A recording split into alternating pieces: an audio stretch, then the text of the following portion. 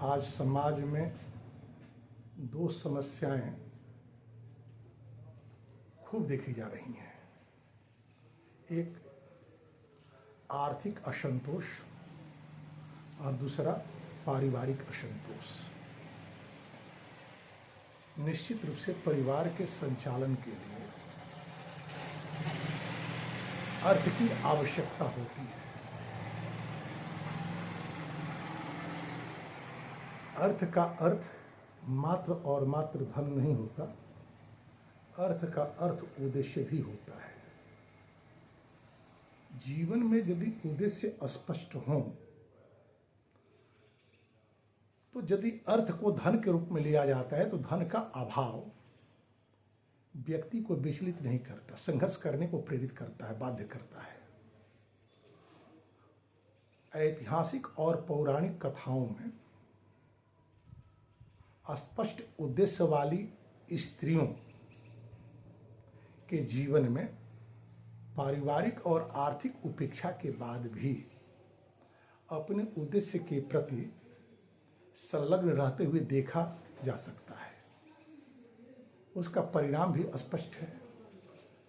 उदाहरण के रूप में उत्तानपाद की पत्नी सुनीति अपने पुत्र ध्रुव के चरित्र संवर्धन के लिए समर्पित थी। उत्तानपाद की उपेक्षाओं का कोई भी प्रभाव उनके ऊपर नहीं पड़ा।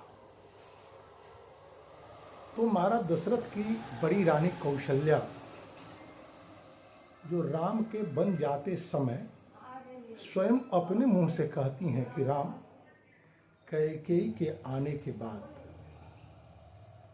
मेरे जीवन में महाराज के किसी प्रकार के पुरुषार्थ का सुख प्राप्त नहीं हुआ और कैकेयी की दासियों से भी मेरी दशा गई गुजरी हो गई। इतना ही नहीं, भरत के भीतर राजा बनने की जो महत्वाकांक्षा थी, उस महत्वाकांक्षा के कारण भरत को देखकर कौशल्या की सेवा में नियुक्त रहने वाले जो सेवक थे वे उनसे दूर हो जाया करते थे। क्या याद हो, अजामिल की दासी, ये अनेक उदाहरण भरे पड़े हैं। सनातन धर्म ही नहीं बल्कि विश्व सभ्यता के प्रत्येक परिवार के केंद्र में स्त्री होती है। स्त्रियों का चरित्र और स्वभाव जो होता है वही परिवार को उत्कर्ष या अपकर्ष की ओर ले जाता है। सनातन धर्म के मनीषियों ने नारी निर्माण को लेकर पूरी निष्ठा से विश्लेषण किया और पाया कि संस्कार के द्वारा ही स्त्रियों के भीतर उत्तम गुणों का आरोपण और संवर्धन संभव है। आधान से लेकर अंत्येष्टि तक के जितने संस्कार हैं, उन संस्कारों में विवाह को मात्र और मात्र संस्कार के रूप में स्वीकार किया गया स्त्रियों के लिए।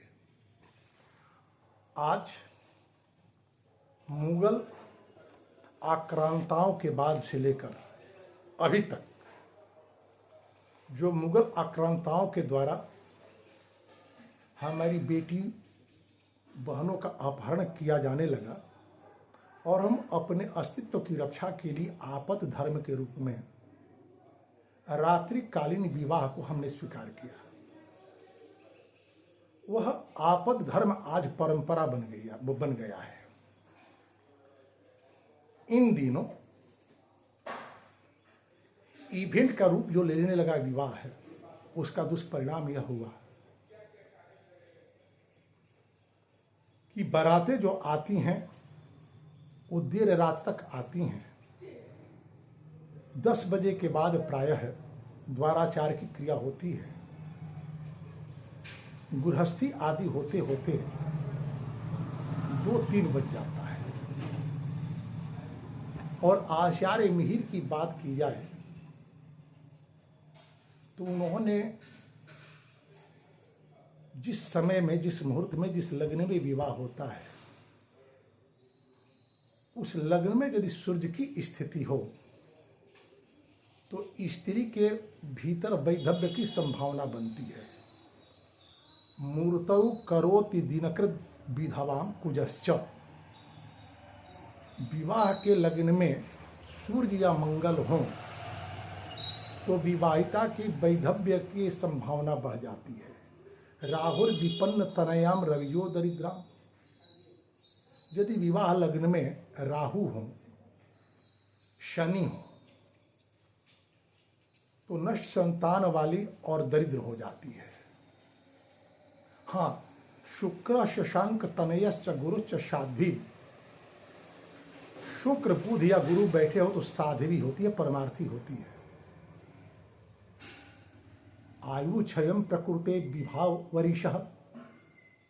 विभावरी अर्थात रात्रि के स्वामी चंद्रमा यदि विवाह लग्न में हो तो अनष्ट आयु हो जाती है। आज प्रायः जदा कदा विवाहोपरांत विवाहिता की हत्या की बातें समाचार माध्यमों से हमें और आपको प्राप्त होती हैं। वहीं यदि द्वितीय भाव में हो, कुर्वन्तु भास्कर शनैश्चर राहु भौमा दारिद्र दुख मतुलम नियतम द्वितीय। विवाह काल में लग्न से दूसरे भाव में सूर्य, शनि, राहु या मंगल बैठे हों तो वैवाहिक जीवन में अतिशय दुख और दारिद्र्य की स्थिति बनती है।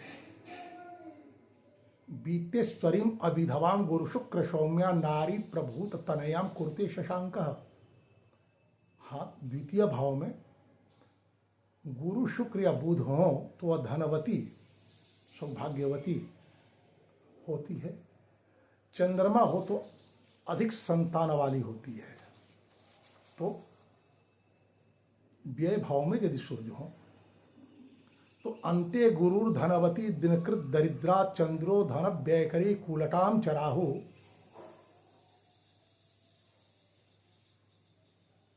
यदि 12वें घर में गुरु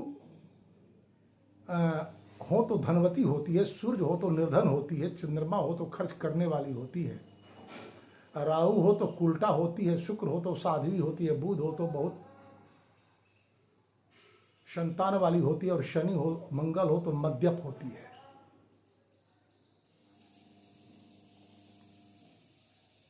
तो हम विवाह करते समय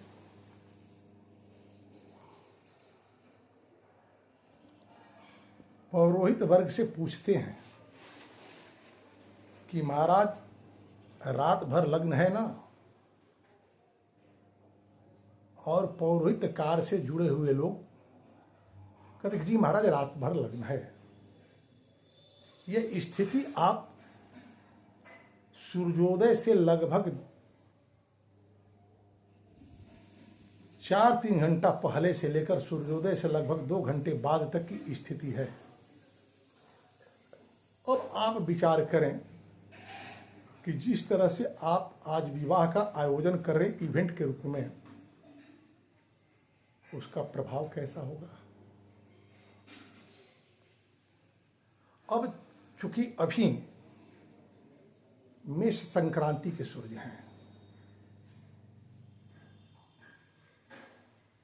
मेष संक्रांति के सूर्य की स्थिति में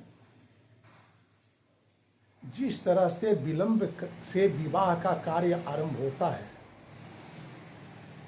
तो या तो मीन लग्न में विवाह होगा, या मेष लग्न में विवाह होगा, या वृष लग्न में विवाह होगा। इस लग्न का क्या प्रभाव पड़ता है, इस पर भी हम लोग विचार कर लें। तो जार सप्ताह क्रिया लग्ने, मेष लग्न में यदि विवाह होता है तो वह स्त्री जार पर पुरुष में आसक्त होती है।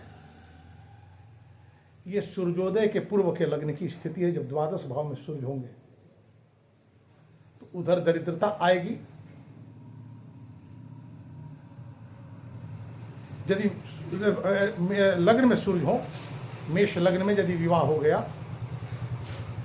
तो जार सकता क्रिया लग्न, मेष लग्न में दरिद्रता आती है। यदि सूर्य लग्न में है तो वहीं स्त्री जार शक्त हो जाती है। बुभुक्षा किम न करोति पापम, गरुड़ पुराण। आर्थिक अभाव में पेट की आग को शांत करने के लिए कुछ न कुछ करना होता है, और लग्न का प्रभाव पड़ गया जार शक्ता। कोई जार पुरुष उदर भरण की व्यवस्था करना स्वीकार कर ले और वह स्त्री उस पुरुष के प्रति अनुरक्त हो जाए तो इसमें आश्चर्य की कौन सी बात है। यदि दूसरे भाव में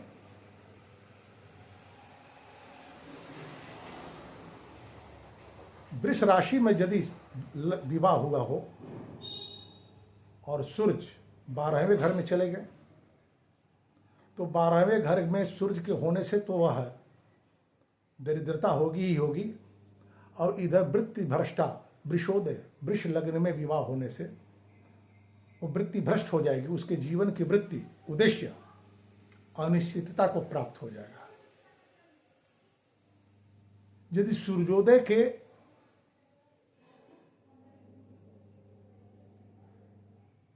दूसरे भाव में सूर्य हो, 12वें भाव में सूर्य हो, अर्थात मीन लग्न में विवाह हुआ हो, तो वैसी स्थिति में मीन दुश्चारिणी द्वयो है, पति और पत्नी दोनों ही दुराचारी हो जाते हैं। तो यदि हम चाहते हैं कि हमारे बच्चों का भविष्य निष्ठ दाम्पत्य जीवन के साथ अपनी परंपराओं का पोषण करते हुए पूर्वजों को अधोपतन से बचाए, तो आज भी अवसर है। हम विवाह करते समय विवाह को एक संस्कार के रूप में आयोजित करें। नारायण। शेष अगले दिन।